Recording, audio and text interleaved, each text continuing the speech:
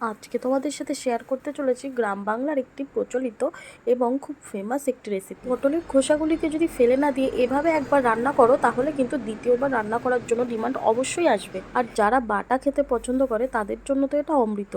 একটু কাসুন্দি বা সর্ষের তেল দিয়ে যদি এটা খাওয়া যায় তাহলে টেস্টটা কিন্তু আমাদের একেবারে গ্রাম বাংলার কথা মনে করিয়ে দেবে। ছোটবেলায় যখন ঠাকুমার ঝুলি দেখতাম সেই দিনগুলোর কথা মনে পড়ে যাবে, একেবারে নস্টালজিক ব্যাপার। দেরি না করে দেখা যাক যে কিভাবে এটা আমি প্রিপারেশন করব। এর জন্য কিন্তু তোমাদের একদমই অনেকটা সময় নষ্ট করার কোনো প্রয়োজন হবে না। হ্যালো অ্যান্ড ওয়েলকাম গাইস, তোমাদেরকে সবাইকে স্বাগত আমার একটি নতুন ভিডিওতে। আমি চলে এসেছি আরেকটা রেসিপি তোমাদের সাথে শেয়ার করতে। ভিডিওটি শেষ পর্যন্ত সঙ্গে থাকো।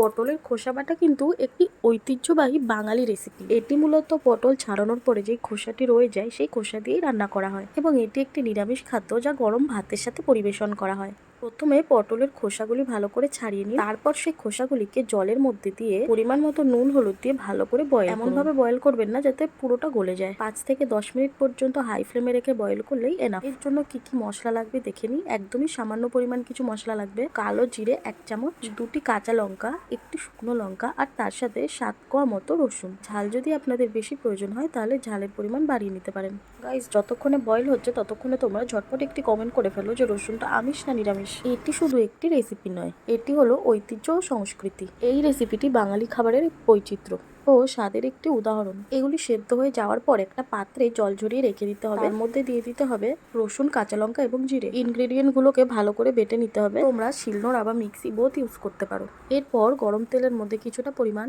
শুকনো লঙ্কা এবং কালো জিরে দিতে হবে। এগুলি যখন ভাজা হয়ে সুন্দর একটা গন্ধ ছাড়বে তখন বেটে রাখা ইনগ্রেডিয়েন্ট গুলো সবই তেলের মধ্যে দিয়ে দেবে। যতক্ষণ এর কালার চেঞ্জ হয়ে ব্রাউন হচ্ছে ততক্ষণ ভাজতে থাকবে। তারপর গরম গরম ভাতের সাথে enjoy. Like, comment, share, follow অবশ্যই করো বন্ধুরা। টাটা।